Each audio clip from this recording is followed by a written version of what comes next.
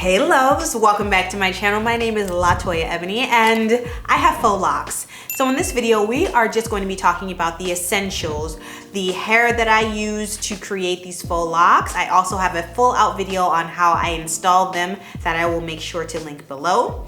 I'm gonna talk about my wash day essentials, what I need in order to have a successful wash day with these faux locks, as well as some hairstyling accessories. So if you're interested in that, keep watching.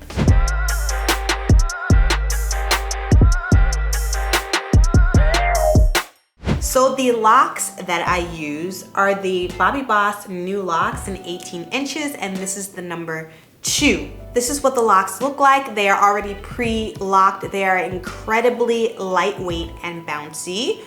And depending on the technique that you use, this could be all that you need. There are some videos in which you can watch and some tutorials in which you can take a small braid and sort of feed it through these locks. But I found these locks to be too small for that method and the size of my braids.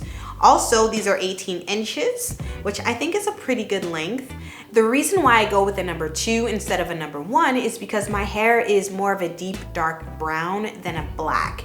And you'll be able to know when you're in the sun, you'll be able to really see the color of your hair. If there's absolutely no color there, then you are a 1 or a 1B.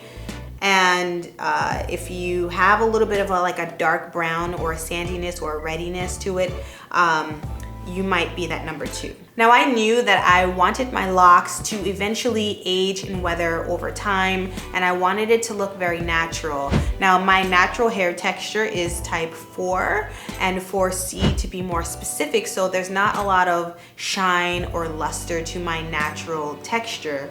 So I wanted something that could sort of emulate that over time, but still have like a slightly more of a silky look to it. So because I decided to do a knotless sort of wrapping style of my lock, I chose this hair. And this is the Expression Twisted Up Springy Afro Twist 3X. So there are 3 bundles that typically come into a pack. And the hair it's kind of this curly texture, but when you separate it, it gets to be this sort of bushy afro texture, and it stretches very, very well. But I did have to use 2 different pieces in order to bring it down the full lock because my locks are 18 inches and this is only 16 inches, and because it's wrapping, it gets short. So it stops about a little more than halfway down, and then you use another piece to continue wrapping. Anyway, I did not use very much of any of the hair that I got. I think I got like 8 packs each. I can't really remember. The install video has it. I had 57 braids, and I think I only went through a pack and a half of the lock hair and not even a full pack of the twisting hair. So I'd say it was a really good value. Now when it comes to washing my hair and I'm not trying to get it wet, I need a very, very large shower cap. So I will link the shower cap that I use down below. I've just run out, but I just want to give you guys an example of a shower cap that doesn't really work out. So this is a decent sized shower cap, I'd say. It's probably a little bit bigger than maybe your standard size, or about the standard size. This, you'd have to fold your hair up into it and put this over your head, and still your locks are gonna get wet. So you really want a shower cap that is large enough to hold your hair. So I'm gonna link the ones that I use down below. I used them in my very first lock wash day routine, and you'll be able to see that in action along with the next tools that I'm gonna talk about specifically for wash day. Continuing with wash day.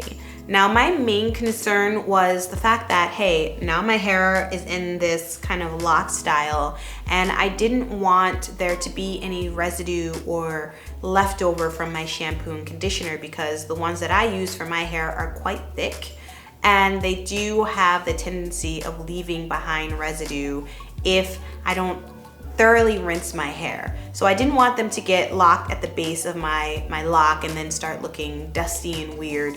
So I advise you to pick up some of these squeezy bottles. You can get them online. I got mine on Amazon.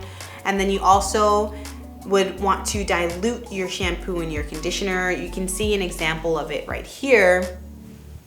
I have my trusty shampoo that I use, and I've diluted it with water. Now, normally I don't recommend messing with formulations, and you know, if you're gonna mix water with anything, then I would say use it at the time of, and you know, don't try to save it for weeks on end, because that just invites the possibility of bacteria growth, and the preservatives that are inside these shampoos and conditioners are meant specifically for that formulation. So you really want to, you know, not like try to stretch it. Use as much as you need per wash and then dump it out. So this is going to be dumped out.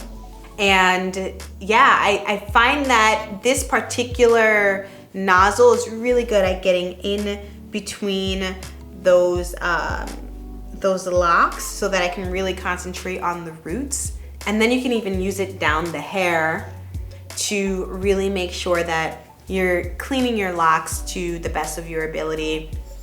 And I have a whole video, like I said, coming up on that, but these squeezy bottles are so good. They're really cheap on Amazon, and I will link them down below. I also found these clips to be really, really helpful. I normally will use these on my regular wash day routines when my hair is loose to kind of clip my hair and keep them out of place. But I noticed that I like using these specifically because as my hair gets wet, or as these faux locks get wet, they do pick up weight. And I don't want that tension on my hairline, which is incredibly fragile. So these clips, when I'm in the shower, I like to kind of clip them up like this as they're weighted down with water, just to relieve that tension. So it's less about keeping the hair organized and more about controlling the weight. I find that I have not had to go in with a deep conditioner. I just use shampoo, conditioner. I keep it very simple. You'll see it in the tutorial coming up next video. And for moisturization throughout the week, conditioning, right? I actually haven't relied on oils. And to me, that concept is very new, especially when it comes to a protective style, because one thing about oils is that it does keep your hair malleable and pliable. And so a lot of people really like that softening effect that oils have. And I am not against it. I just haven't found the need for it, even with a protective style, at least at this point. And so what I have been using is this, it's called a Day 2 Hair Refresher by Heritage. I have never heard of this brand. I picked it up pretty recently, and the oil content is at the bottom, so it's a very liquid substance. And I'm not saying you have to get this one, but I am saying having a spray leave-in conditioner of some sort is going to be your best friend, because the application is really, really easy. So you can kind of just use this all over your head. You can use this kind of more on your roots to make sure that they stay hydrated. And also you can pair it with a water bottle as well, if you kind of just want a mist of water, but just knowing that the water in both of these will eventually evaporate. And I wouldn't go too long between washes. I wash my hair once a week, and I also apply this once, maybe twice a week, but I kind of just leave my hair alone. Okay, so when it comes to tools and things like that, you don't really need that much. As far as a comb, I like having a tail comb on hand.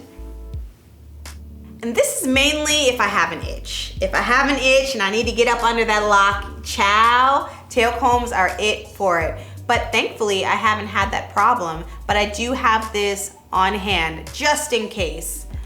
And then a soft brush, and I like this because, you know, I haven't like laid my edges or anything like that.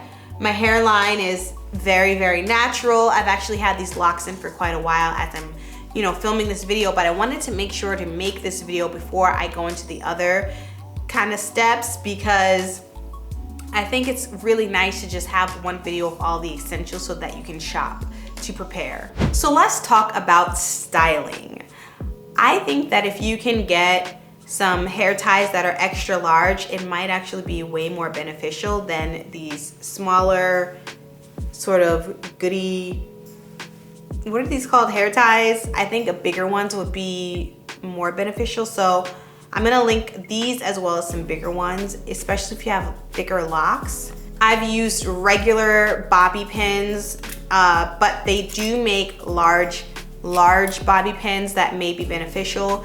I haven't done a ton of styling with my hair to date, but I do plan on getting a lot more into styling. So as I make that video, I'll be able to give you guys more tips, but bobby pins are just fine if you want to do something super duper simple. I would say though, with doing maybe an updo, having a U-pin and large long U-pins are gonna be way more beneficial than a traditional standard size bobby pin. Now, as far as styling, you have these lock clamps.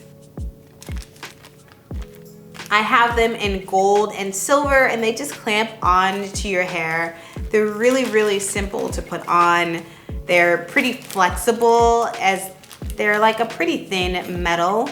And this is really nice if you just want a little bit of style to your lock. And I think it goes so well with locks. I love these so much. They are reusable, but after a while you'll have to kind of throw them away, but they're really, really inexpensive. You can also get lock rings as well that kind of clip onto your locks. I've yet to use these, but I am planning a styling video, so I'm hoping that I get to use them. These are in gold, rose gold, and silver. And then my favorite thing is going to be this wire. It's a craft wire.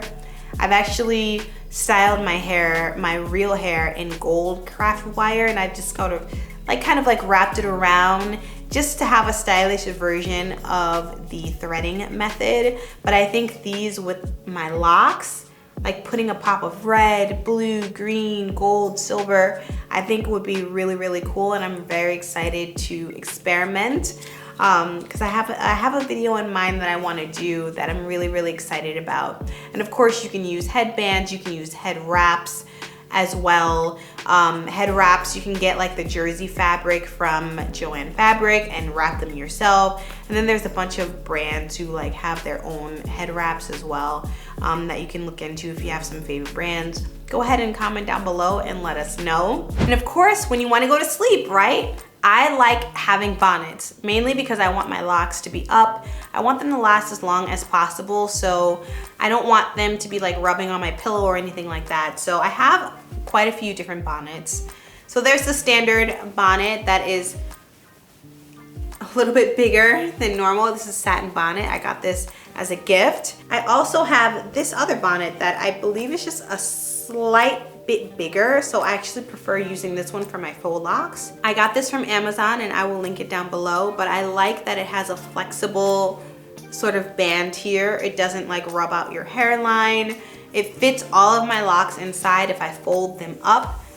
And I also have another bonnet that is an actual silk bonnet, and this one's from Lily Silk, and it's very long. So this one, it doesn't have as flexible as a band here. I would say that if you have a more petite head, this won't be a really good option. And also if you're the kind of person who, you know, doesn't want your hair to be folded as much when you sleep, if you just want your hair to sort of lay down, whether it's locks, weaves, whatever, it's a really cool option. And I may even be able to find some other ones online, but I got this one from Lily Silk. But that's it. I hope that this was a comprehensive list for you. As you can hear, I am a bit sick, so I'm gonna get off. And I really hope that you all are doing well. I hope that this helps you with your shopping needs for your faux locks. And I hope you continue to watch my videos. So I've got some really cool lock videos coming up, all right? I love you all. Check out my lock install video here. And then also check out my detangling hair video here in case you want to know how I like detangle my real hair if you're not interested in my locks. I don't know why you'd watch this video, but anyway, I love you all and I'll see you in a few days. Mwah.